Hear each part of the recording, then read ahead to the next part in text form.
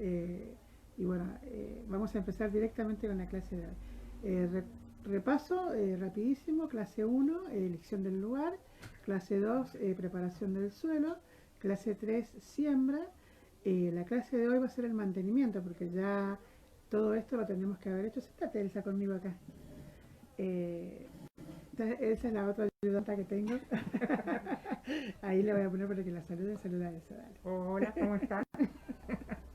Bueno, hoy vamos a hablar, me quedó de la clase pasada, un minutito me voy a tomar, porque hablé de siembra, pero no hablé de trasplante, se me quedó un poquito colgado, así que me voy a tomar un minuto para, cuando ya el plantín que ustedes sembraron tiene una altura promedio de 10 centímetros y el grosor de un lápiz, está listo para ser trasplantado. Tomates, berenjenas, morrones, albahacas. ¿Qué más se trasplanta? Bueno, lechugas un poquito más chiquitas, 3 o 4 hojas. Cuando es del grosor de un lápiz ya pueden ser trasplantados. Y el trasplante, bueno, se prepara el suelo de la misma forma que lo hicieron para sembrar, se ahueca o con un trasplantero, o sea, es como una palita, se hace el pozo y se trasplanta cubriendo bien el tallo.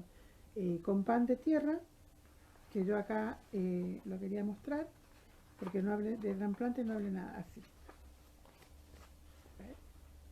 Así. Después, con un pan de tierra, donde las raíces estén cubiertas, nunca raíz descubierta, siempre con raíz cubierta. Con tierra se trasplantan en el lugar que ya van a quedar.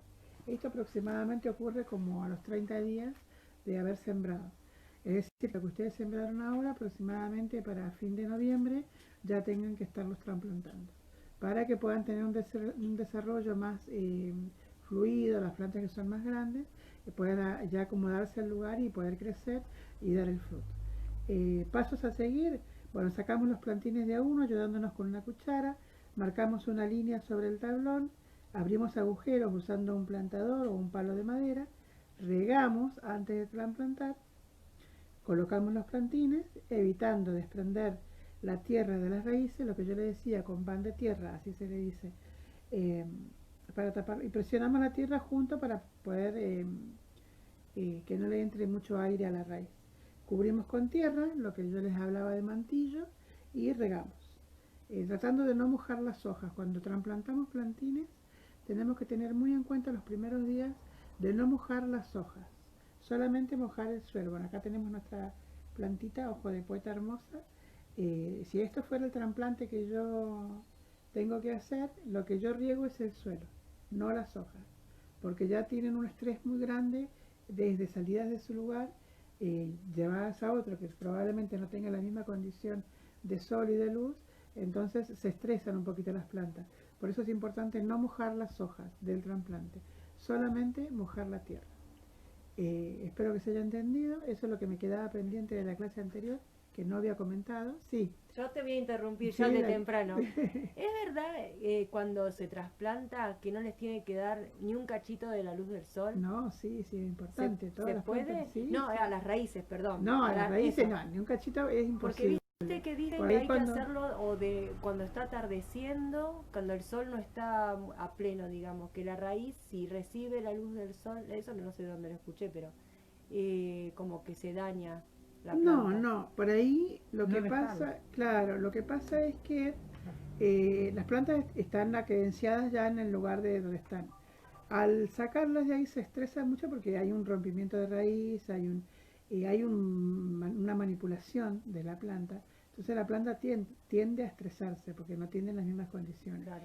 No es tanto el problema de la luz, sino por ejemplo que la temperatura sea muy alta. Por ahí, por eso al mediodía es muy desaconsejable hacerlo.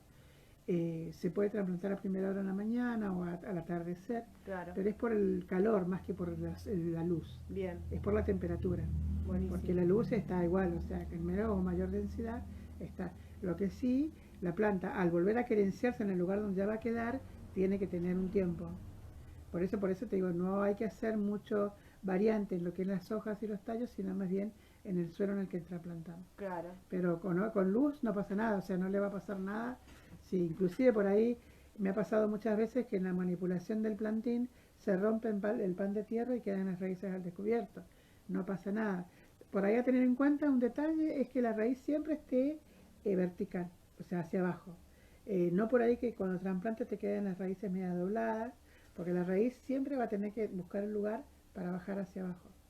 Entonces por ahí cuando las plantas, el huequito es chico, donde ustedes van a trasplantar y la raíz se tiene que doblar, esa misma tiene que tener el tiempo, tiene que buscarse el tiempo para enderezarse, para poder estar bien al tomar el agua y después mantener la planta. Entonces es mucho gasto de energía el que la planta tiene. Eso puede ser que falle. O sea, cuando ustedes hagan el pozo, para implementar el pozo tiene que ser profundo, para que la raíz caiga en forma vertical, o sea, para abajo pero derecha, que no tenga que encima tomarse el trabajo de enderezarse y de buscar el lugar. Eso sí, y que no sea sol fuerte del mediodía, primera hora de la mañana o cuando ya el sol ha bajado, que la temperatura ha disminuido un poco, para que la planta no sufra tanto el estrés. Eso es lo que me quedaba pendiente de la parte de siembra de la clase pasada.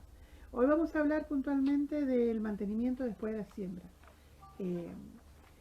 que es muy lindo porque bueno, uno por ahí esas labores las descuida profundamente. Entonces es importante, como yo las he dicho desde la primera clase, todo trabajo es importante, desde la elección hasta el trabajo del suelo, el abonado del suelo para trasplantar, para sembrar, la semilla que elegimos, cómo la manejamos. Bueno, el trabajo de el manejo orgánico también es muy importante, porque si no, ahí pasa que después de un trasplante las plantas sufren mucho.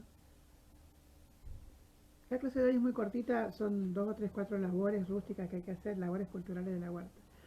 Dicen, en esta clase veremos los cuidados para ayudar a la huerta orgánica intensiva a mantener su equilibrio y a producir más. Al hablar de manejo no nos referimos a la ejecución mecánica de ciertas labores, sino a un trabajo organizado en el que nuestra participación consistirá en acompañar. ¿Qué dice Mónica? Y ahora, con el sol fuerte, los plantines, ¿hay que taparlos? No. Los plantines están adaptados, son plantas que están adaptadas para vivir, para estar en el sol fuerte. Hay que, por ejemplo, cuidar, que tiene que ver con esto de la, por eso la voy a responder. Tiene que estar el suelo bien humedecido, tiene que estar el suelo bien aireado, lo que yo les había estado diciendo en las clases anteriores. Si la planta está al sol fuerte, pero el suelo está húmedo, a la planta no le va a pasar nada, porque ella toma el alimento desde la raíz. Se puede doblegar un poquito, porque bueno, el sol es fuerte, pero después al atardecer la planta va a volver a vigorizarse. No hay que regar, ahora vamos a hablar de riego, no hay que regar a esta hora, por ejemplo. Claro. El riego y todo eso se hace a primera hora de la mañana. O a la tarde, ¿no? Me dijeron o a la tarde, a última hora. No, no es muy aconsejable manipular los plantines de un lado para otro, porque acá me dicen taparlos con media sombra. Es un trabajo que no es aconsejable porque te lleva mucho tiempo, te estresa al que trabaja y estresa a la planta también. Mientras la planta esté con buena alimentación, con buen suelo, con buena humedad, no le va a pasar nada. El sol va a pasar y a la tarde se va a volver a recuperar. Dice, por todo esto decimos que conocer y entender los procesos que se dan en la naturaleza nos permiten manejar la huerta en forma orgánica. Los principales cuidados son lo que vengo diciendo: abono, riego, labor cultural, protección con mantillo, carpida, raleo, tutorado, desbrote. Esas partes son importantes. Producción de semillas, no hay que descuidar nada de eso. Lo importante es que cada una de estas tareas tiene relación con la otra. Los que yo le vengo diciendo, una cosa tiene que ver con la otra.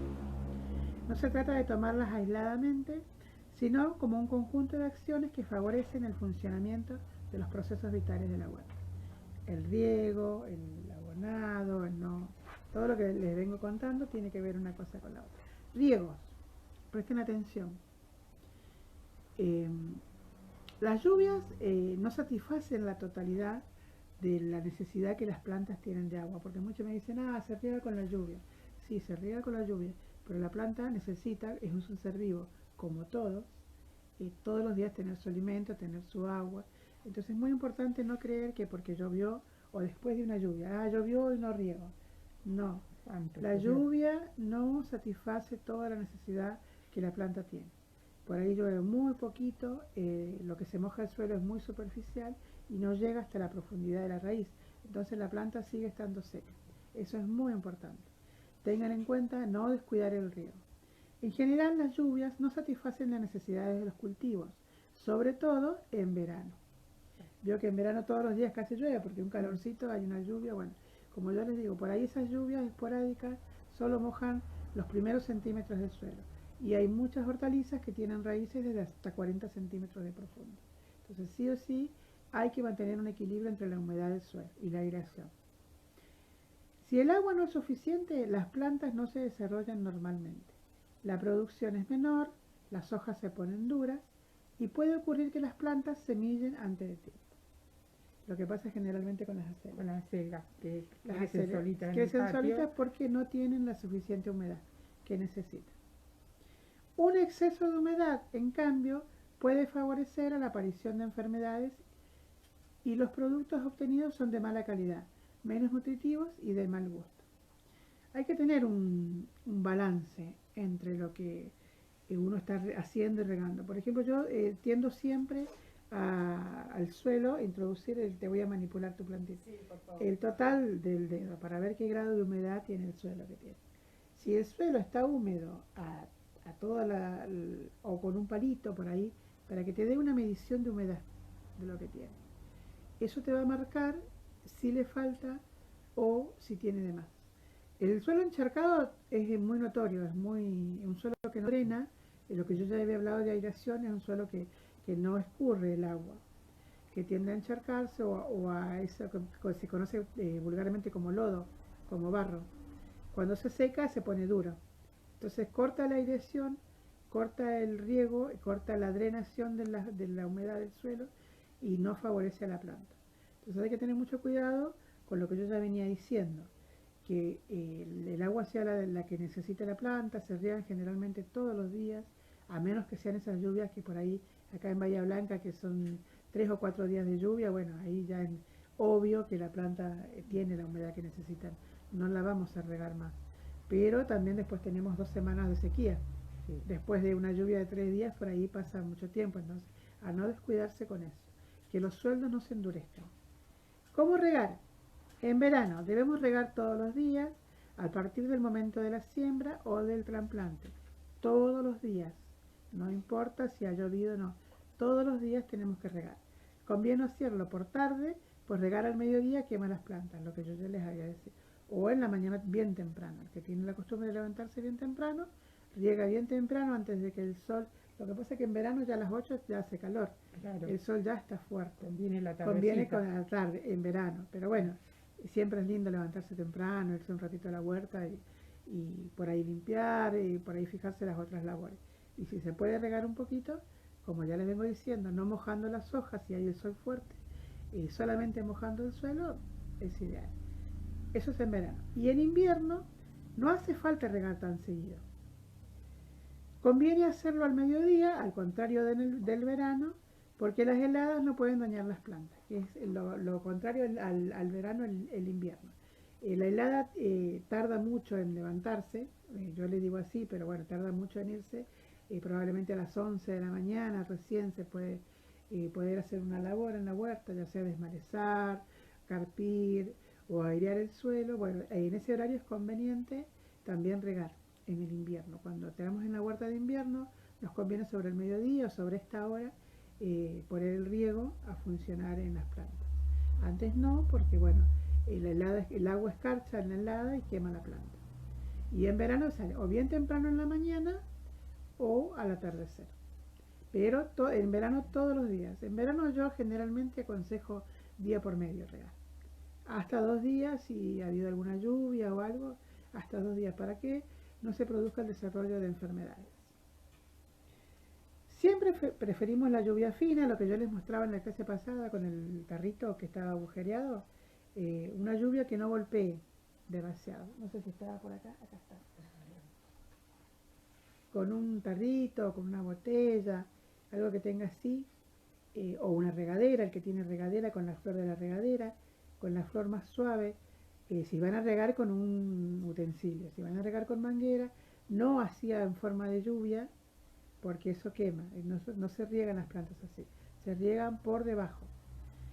Siempre preferimos la lluvia fina, sobre todo para los almácigos y las plantas pequeñas, Para el resto usamos la regadera o bien podemos fabricar un sistema de riego, el que tiene la posibilidad de tener un riego por goteo, eso va perfecto porque mide la cantidad justa de agua, te controla el consumo de agua, que hoy por hoy también es algo a tener en cuenta, y la cantidad que la planta necesita.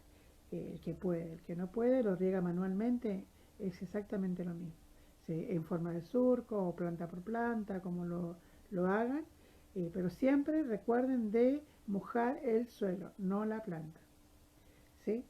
Bueno, en el caso de los tomates, evitar mojar las hojas al regarlos, ya que puede provocar un ataque de hongos. Eh, ¿Vieron? No sé, el que ya ha probado sembrar, que se pone como con una araña, una tela blanca a la planta de tomate y se empieza a secar. Bueno, esa plaga se conoce como arañuela, que es producto de esto, de mojar las hojas de tomate.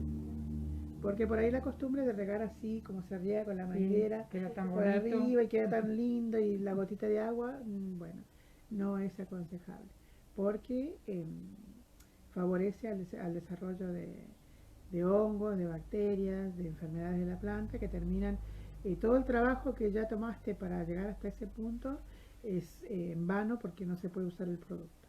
Hay que sacrificar las plantas, quemarlas para que el hongo no siga avanzando sobre otras, así que a tener en cuenta mucho el tema del riego. Temprano en la mañana en verano, a última hora en la tarde, no en forma de lluvia fuerte, sino más bien suave, la tierra, no las hojas, y en el invierno, cada 2 días, al mediodía o sobre la siesta, para que la helada no lastime las plantas. ¿Sí? Y una pregunta, Sí. ¿el agua de pozo, por ejemplo, sirve para regar lo Sí. que las perforaciones que Sí, se hacen? sí, sí, ¿Sirve? sí, sí, sí. Bien. El agua, eh, salvo el agua que de cloacas, No, por ahí que en algunos casos claro. yo he escuchado y he visto que se usa, no. Lo demás, sí, agua de pozo, agua de surgente, agua de red, en lugares como hay agua de montaña, o sea, el agua que viene Sí, sí, de los arroyos, exacto. también tranquilamente se puede usar. eh, bueno, ese es otro sistema de riego, que se llama por zanja, por zanjeo, acequias, que bueno, es un riego que se usa mucho en el norte. Sí. Acá mismo en la aldea romana había un emprendimiento que regaba con el agua del arroyo que venía de la sierra. Sí, es un problema por el agua Sí, del es arroyo. un que- problema.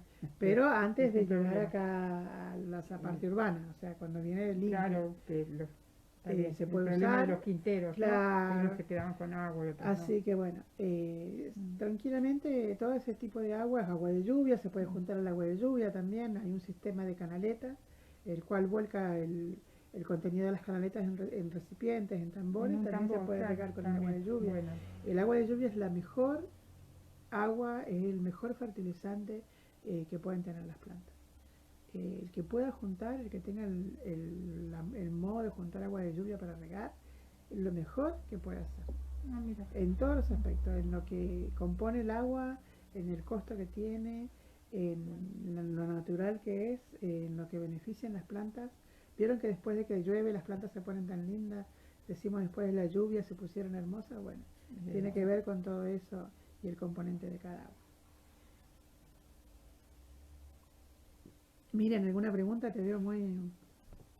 No, lo único que iba a acotar que, claro, el agua de lluvia, la diferencia que hay con todo el agua de la red es que no tiene cloro. Claro. Entonces ya con eso Ya estamos con eso diciendo estamos un montón. un montón, Por tal eso, cual. inclusive... El que tiene la posibilidad de juntarla en tambores, por canaletas o como... Yo le he visto, por ejemplo, el tambor no puesto abajo de la canaleta, pero la primera agua se descarta. Siempre todo lo que trae del techo, Sí, puede y ser, después, pero bueno, puede ser, sí, después sí, sí, sí. la juntaba. Pero bueno, ¿Cuánto regar? En verano, podemos estimar que se necesitan de 3 a 5 litros de agua por metro de tierra. 3 a 5, es bastante. Un balde de agua por metro.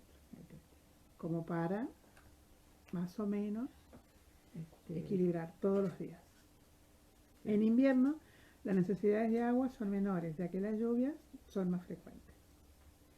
¿Se entiende el tema del riego? ¿Quedó claro el tema del riego? Poco en invierno, mucho en verano, todos los días, en una hora en la cual el sol no esté en todo su esplendor a primera hora de la mañana, a primera hora de la tarde. De 3 a 5 litros de agua, o sea, un balde de agua por metro cuadrado de suelo todos los días. Mantillo, carpidas, otro tema. El mantillo es lo que más o menos vimos en la clase pasada cuando yo terminé de sembrar, uní el suelo, le puse una capa de manto para que le expliqué que era para que no golpeara las gotas de agua y no se lavara la semilla. Bueno, el mantillo en la huerta ya produciendo también es muy importante porque evita que las raíces queden al descubierto. Vieron que todas las plantas tienden a levantar las raíces y al estar al descubierto tienden a secarse o es muy probable que se enfermen. Entonces es muy importante poder que cada siembra tenga su mantillo, una capa como mínimo de 5 centímetros de mantillo.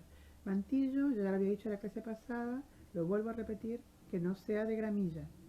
De la gramilla que corten, del pasto que corten, no. De eso no, porque la gramilla tiende a... se le pone un tejido al tambor, la mugre del techo se queda en el tejido, sí. Y bueno, es lo que decía Miriam. Se descarta la primera agua que viene sucia y después el resto sí se lava. Si le quieres poner al tambor es lo mismo, o sea, es lo mismo que comentaba. Suciedad no, pero bueno, igual no creo que mucha suciedad en el techo pueda haber, pero bueno, eso lo van manejando. El mantillo es muy importante. ¿Por qué es importante el mantillo? Porque primero evita que el agua golpee directamente sobre las raíces, evita el evaporamiento de la misma, o sea, evita la resecación del suelo, mantiene el suelo poroso, porque al no estar expuesto al sol no se seca, por ende mantiene el drenaje y mantiene el oxígeno de la planta. Es decir, es muy importante que haya un mantillo que puede ser, como les dije, no de gramilla, pero sí de las hojas de los árboles, las hojas que van cayendo, ramas, de las mismas plantas, de las mismas malezas que ustedes están limpiando la huerta, de pinocha de los pinos, también en una medida bien controlada, porque la pinocha tiende a ser ácida. Pero toda esa capita, cuando van en un pinar, toda esa capita sirve pero perfecta. Creo que hay que evitar la luz cuando almacenamos agua. Bueno, eso ya es un tema más profundo que o sea, no vamos a guardar el agua mucho tiempo, la vamos a usar. La juntamos y la usamos, así que no es para acumular o almacenar agua, es para ir usando y evitando el consumo del agua que pagás. No, y además ahora es muy importante el tema del agua, de no tenerla acumulada.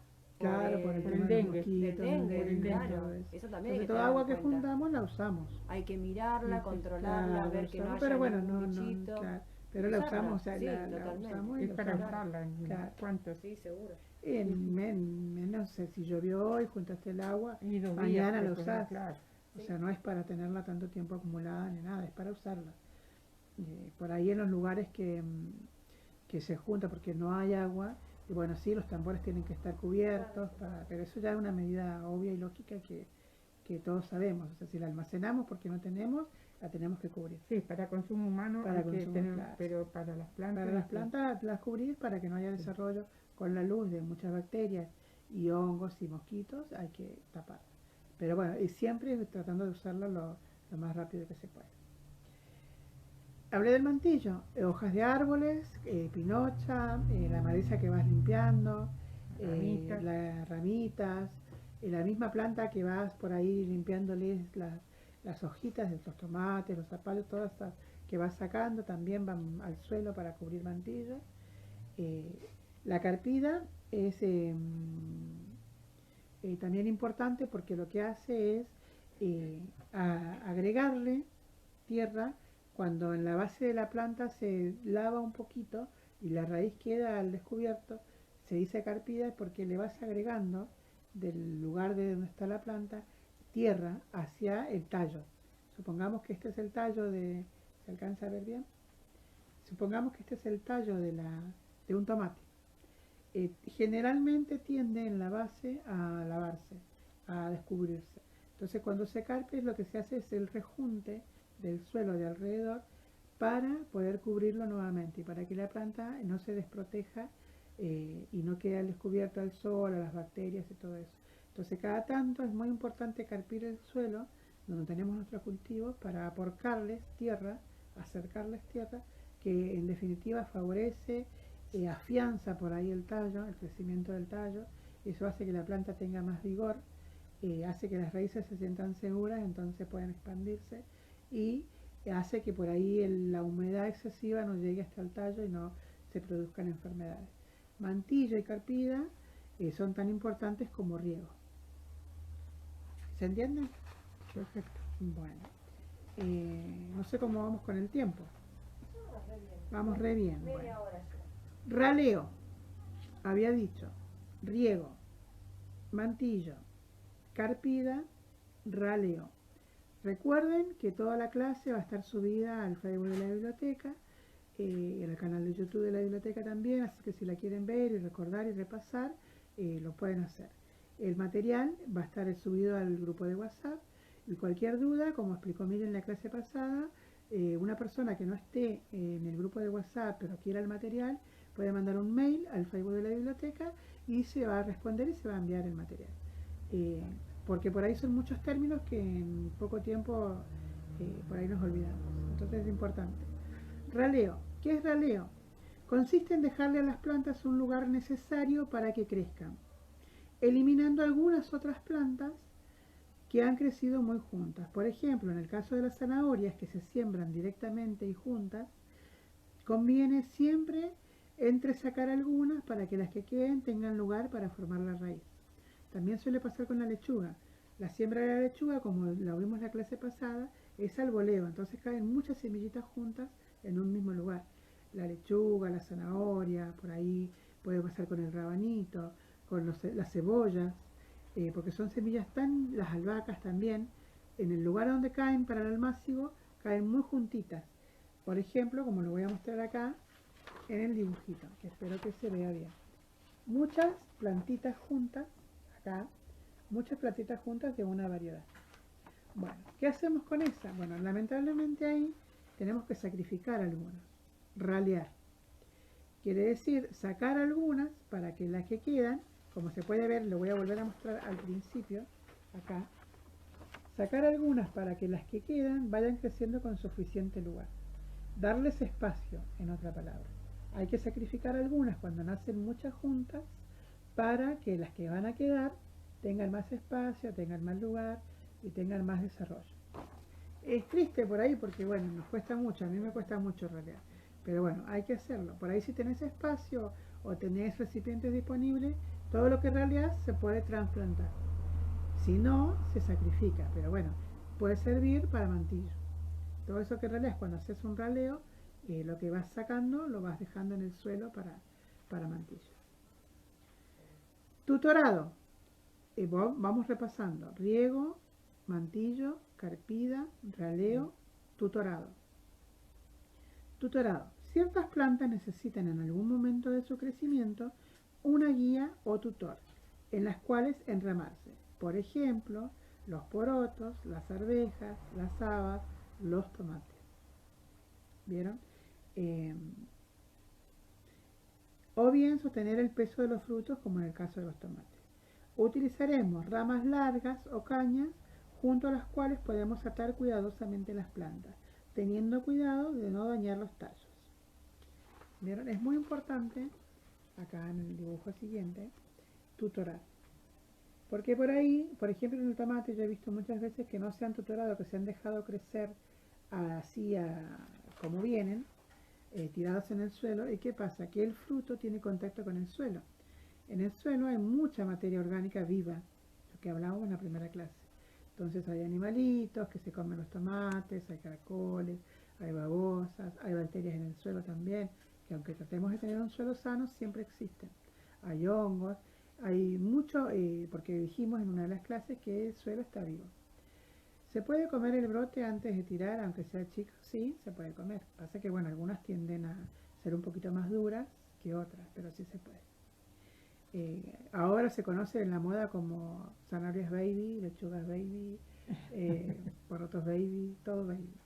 Es simplemente eso, una planta que han raleado. que han raleado antes de... El otro día me reía porque vi en un cartel bueno, yo trabajo hace mucho tiempo con lo orgánico. Decía huevos de gallinas felices. Y Bueno, digo yo, bueno, ¿cómo se mide la felicidad de las gallinas? Entonces me empecé a reír, ¿no?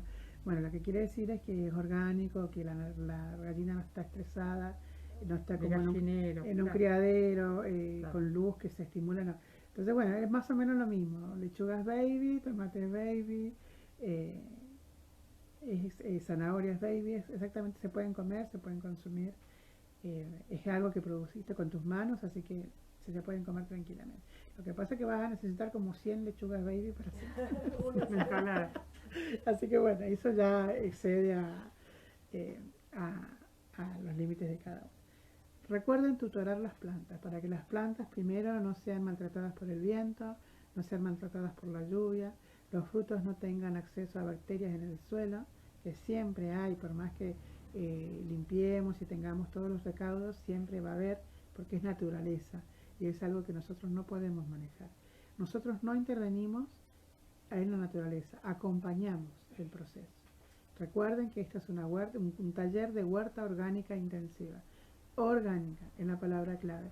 No interferimos, acompañamos. Entonces, la tarea de tutorar es tan importante como las otras porque con eso evitamos que los frutos que vamos a consumir tengan contacto con cosas que por ahí no son benéficas. En el caso, por ejemplo, de los zapallos, que esos sí están en contacto con el suelo, ¿cómo es? Bueno, naturalmente sí, bueno, hay técnicas por ahí que se les puede poner si el suelo tiene mantillo no están en contacto con el suelo, Ah, están bien, en ya contacto hay que con el tener mantillo. ese, claro, ese recaudo Por de tener ahí hay mantillo. técnicas de poner maderas, porque en realidad la planta solamente se va a alimentar en la base, en la raíz. Claro, Después todo lo que crezca de zapallo no necesita alimentarse. La planta se alimenta en donde su base. Entonces lo que tiene que estar húmedo y bien cuidado y bien limpio es la raíz. Después por donde vaya el zapallo yo los he visto hasta colgados. claro, En pared, en tejido de gallinero, sí, o sea, en una lonja de tejido los he visto colgados así las plantas tranquilamente, los zapallos colgando, claro. Mirá, para evitar el contacto con el suelo. Bien. Eso es relativo a las posibilidades que cada uno tenga Ujú. de ponerlos. Pueden estar colgados, pueden estar sobre madera, pueden estar sobre el mantillo, de lo que venimos hablando. eh, y bueno, si de última no queda otra en el suelo, hay que tener cuidado siempre revisarlos, moverlos, fijarse si están con hongos, si están comidos, y hay que tener la precaución, no maltratarlos, pero hay que estar siempre mirando. Se supone que siempre vamos a estar moviendo el suelo, vamos a estar carpiendo, vamos a estar sacando maleza, eso es parte del trabajo que tenemos que hacer. Desbrote de los tomates, esto es muy importante por ahí porque muchos he escuchado y he visto muchas veces que la planta es muy grande pero con muy pocos frutos o con casi nada de frutos. ¿Por qué pasa esto? Porque se deja crecer los brotes internos en las axilas de la planta que quitan mucha energía a la planta. Entonces toda esa energía destinada, la planta tiene una energía para mantenerse viva, una energía para levantar la salvia y una energía destinada a los frutos. Después de los frutos vienen las semillas y todo eso. Entonces, cuando la planta tiene mucha masa de hojas, o sea, tiene mucha cantidad de ramas y de hojas, tiene que destinar mucha energía en mantenerlas vivas. Entonces, no puede destinar a desarrollar el fruto. Entonces, por ejemplo, en plantas como los tomates, por ahí en los zapallos también puede ser, hay que desbrotarlos. Desbrotarlo es, para el que alguna vez ha visto, entre el tallo principal y la primer rama, en el medio crece otro brote. No sé si los han visto. Yo acá lo voy a mostrar para que se vea en este dibujo. En este dibujo está el tallo principal, la rama, y en el medio va creciendo otra. Después lo van a poder ver, repito, en el PDF. Bueno, esa planta, esa rama, va a crecer y no va a dar fruto, pero va a quitar energía. Entonces, hay que sacarlas. Y para las que les gustan las plantas, en las cretonas pasa lo mismo. A la que le gustan las cretonas pasa exactamente lo mismo. Hay brotes en el centro de las plantas que quitan energía para que las hojas grandes no se desarrollen y no mantengan su color. Bueno, en el tomate pasa eso. Ves que acá en el medio, entre el tallo principal y la primera rama que da fruto, en el medio crece otra. Bueno, todos esos brotecitos que crecen en el medio hay que irlos sacando para que no se desarrollen y para que la planta que ya tiene fruto y la rama de flores pueda desarrollarse tranquilamente. Y se consiste en eliminar algunos de los brotes que crecen en las axilas, eso es lo que les estoy explicando, de las plantas, vulgarmente llamados chupones, para fortalecer a los que le quedan, lo que les estoy diciendo. Al sacar eso, eliminamos que la planta pierda energía por ahí y la destine totalmente a la fruta. También es conveniente eliminar algunas de las hojas inferiores de la planta para que el sol caliente más la tierra que las cubre. También es importante eliminar en los primeros 20 centímetros de la planta, desde el suelo hacia arriba, eliminar todos los brotecitos que hay ahí. Primero, para que te permita poder trabajar debajo, poder limpiar, poder desmalezar, poder carpir, agregarle tierra, para poder regar y sin mojar las hojas. Es importante que la planta tenga una altura desde el suelo hasta donde empiezan los brotes, que te permita trabajar. Entonces, no solo en las plantas como tomate, quitarle esos chupones o en las axilas brotes, sino también mantener limpio el tallo principal en los primeros centímetros, para que puedas realizar con comodidad todas las otras labores que te estaba describiendo. ¿Se entiende? Perfecto. ¿Se puede comer brote sin tirar aunque sea chica? Sí. ¿Qué pasa con las frutillas? No, dice, solamente dice las frutillas, no sé qué quiere preguntar. Por ahí que andar. Bueno, esas son las tareas más importantes que hay en mantenimiento después de la siembra. No nos olvidemos de ninguna, porque todas tienen su importancia. El riego es lo más importante, poder aportar también, porque permite que la planta se desarrolle más, poder ralearlas para darle la distancia que necesitan, cubrirlas con antillo, mantener desmalezado totalmente el suelo, para que la maleza también es una planta, también es algo que consume energía del suelo. Entonces, si estamos tratando de donar, la maleza también va a consumir parte de la energía y del alimento que tiene el suelo, y va a competir con nuestras hortalizas. Entonces, mantener desmalezado no solamente es limpio y ordenado, sino también que cuidamos que el suelo no se desgaste con facilidad, porque un suelo que está poco nutrido, porque cuando recién empezamos todavía no lo alimentamos lo suficiente como para que el suelo tenga alimento para procesar todas las verduras, y va a competir con la maleza. Entonces, desmalezar, carpir, ralear, aporcar, regar, tutorar, son tareas importantes.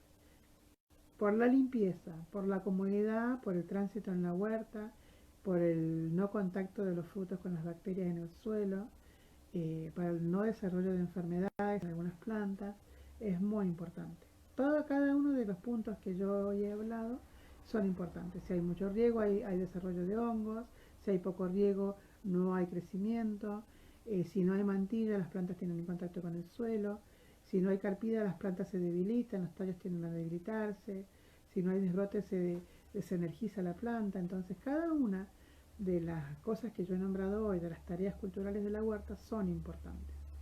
Desde el primero, como para repasar y terminar, la elección del suelo, el abonado, la siembra, las tareas culturales.